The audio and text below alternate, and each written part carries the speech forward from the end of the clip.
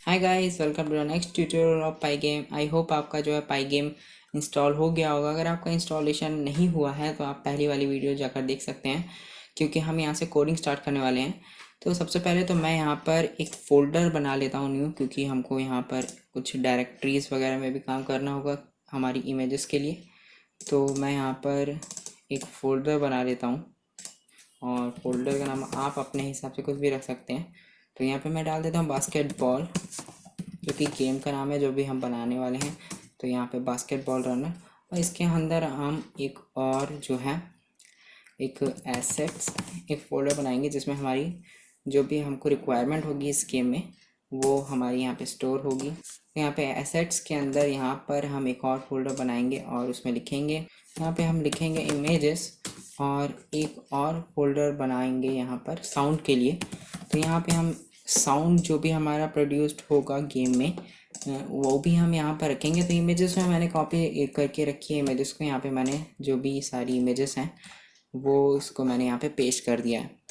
तो यहाँ पर एक नई फाइल बनाएंगे, जो कि हम टेक्स्ट फाइल अभी चूज़ कर लेते हैं, और यहाँ पर मेन के बाद यहाँ पे .py कर देंगे, जो कि हमारी पाइथन फाइल में कन्वर्ट हो जाएगी। तो यहाँ पे एक रीनेम का जो है वार्निंग बॉक्स आ गया है, तो यहाँ पे हम यस कर देते हैं कि ये पाइथन में कन्वर्ट हो जाए। तो यहाँ पर जो है हमारा ये फोल्डर जो कि है ये हो चुका है। यहाँ पे जो इमेजेस हैं वो मैं आपको डिस्क्रिप्शन में डाल दूँगा, जो भी आपको रिक्वायरमेंट होगी। ये सारी जो इमेजेस हैं वो जो है डाल दूँगा, और साउंड्स वगैरह जब हम साउंड्स के साथ करेंगे तो वो आपको डिस्क्रिप्शन में उस दूसरे वीडियो में मिल जाएगा।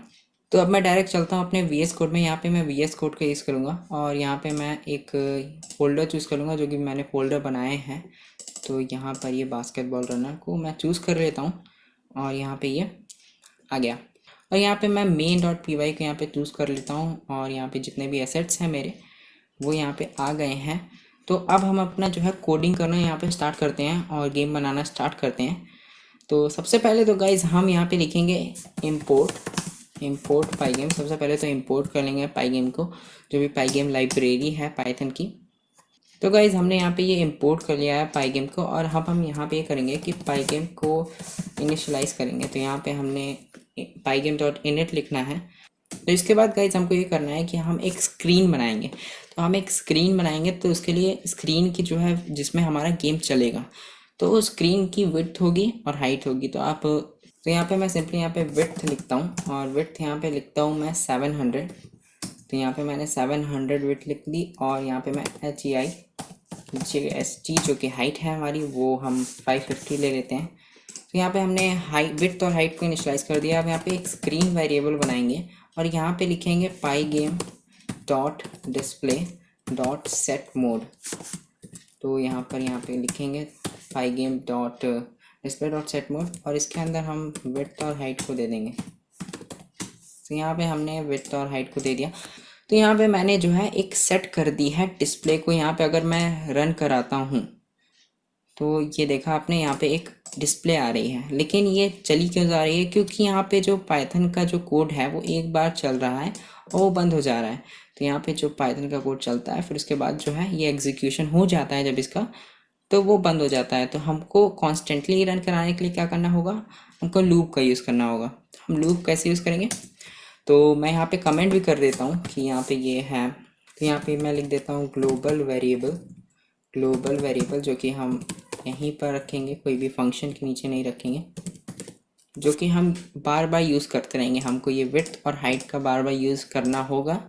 तो यहाँ पे हम लिखेंगे गेम ऑन, एक गेम ऑन वेरिएबल बनाएंगे, और उसको हम ट्रू कर देंगे, क्योंकि हमारा ये ट्रू रहेगा जब भी गेम होगा। तो गेम जब ऑफ हो जाएगा तब वो स्क्रीन बंद होनी चाहिए, जब गेम ऑन हो तब स्क्रीन नहीं बंद होनी चाहिए। तो हम यहाँ पे ये लिखेंगे वाइल गेम ऑन।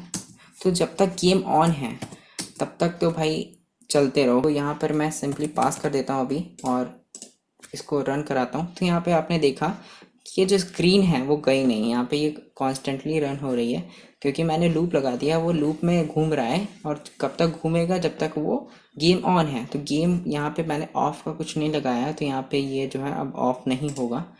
तो अब यहाँ पे मेरे को यहाँ से बंद करना होगा। तो यहाँ पे ये जो स्क्रीन है वो बंद हो चुकी है। तो यहाँ पर तो अब हम इसके बाद यहाँ पे ये करेंगे कि हम यहाँ पे इवेंट्स देंगे कि इवेंट अगर ऐसा होगा तो हमारा ऑफ हो जाए। तो इवेंट क्या होता है हमारा, इवेंट ये होता है जो भी हम की दबा रहे हैं या फिर कोई भी हम माउस में जो क्लिक कर रहे हैं, माउस की पोजीशंस वगैरह, वो सब इवेंट्स हो जाती है। तो हम यहाँ पे लिखेंगे for event in pygame dot event dot get. तो हमको यहाँ से इवेंट मिल जाएंगे। तो यहाँ हम यहाँ पे लिख देते हैं टेकिंग इवेंट। तो हम यहाँ पे इसके बाद ये करेंगे कि हमने यहाँ पे इवेंट्स ले लिए। तो इफ़ अगर इवेंट डॉट टाइप, इवेंट अगर इस टाइप का हो, किस टाइप का, इक्वल्स टू पाईगेम डॉट क्विट, ये क्विट गेम ऑन को फॉल्स। तो अब मैं इसको रन करता हूँ। तो जैसे कि आपने देखा यहाँ पर जो है, अगर जब इवेंट यहाँ पर मैं क्विट करूँगा, अगर ये वाला इवेंट करूँगा तब जाकर ये क्विट हो जाएंगे। ओके, तो इवेंट से क्या फ़ायदा होता है, इवेंट से ये फ़ायदा होता है कि हम जो भी कोई भी की से हमको कोई भी टास्क परफॉर्म करना होता है, जैसे कि हमको स्पेस से कुछ करना है या फिर क्लिक से कुछ करना है, तो हम यहाँ पे कुछ भी टास्क परफॉर्म करा सकते हैं उस इवेंट को लेकर के। तो गाइस हम आगे बढ़ते हैं और आगे हम क्या करेंगे, हम आगे जो है बैकग्राउंड को सेट करने वाले थे। तो सबसे पहले तो मैं इसको हटा देता हूँ और बैकग्राउंड को अपना सेट करूँगा जो कि ब्लैक बैकग्राउंड है। तो बैकग्राउंड नहीं चाहिए। तो हम सिंपली ये करेंगे कि हम यहाँ पर लिखेंगे वाइल लूप के बाहर एक बैकग्राउंड, मैं एक वेरिएबल बना लेता हूँ और यहाँ पे लिखता हूँ पाईगेम डॉट इमेज डॉट लोड। यहाँ पे मैंने पाईगेम डॉट इमेज डॉट लोड जो कि इमेज को लोड कर देता है। और यहाँ पे मेरे को कौन सी इमेज चाहिए, यहाँ पे मैं एसेट्स दूंगा पहले, और यहाँ पे एसेट्स के अंदर इमेजेस में है हमारी फोटोज़ डॉट png। तो यहाँ पे इमेज को मैंने अभी तो लोड किया है, इसके बाद हमको ब्लिट भी करना है। तो यहाँ पे मैं ब्लिट कहाँ करूँगा, ब्लिट करूँगा जब हमारा गेम ऑन होगा, मतलब कि गेम।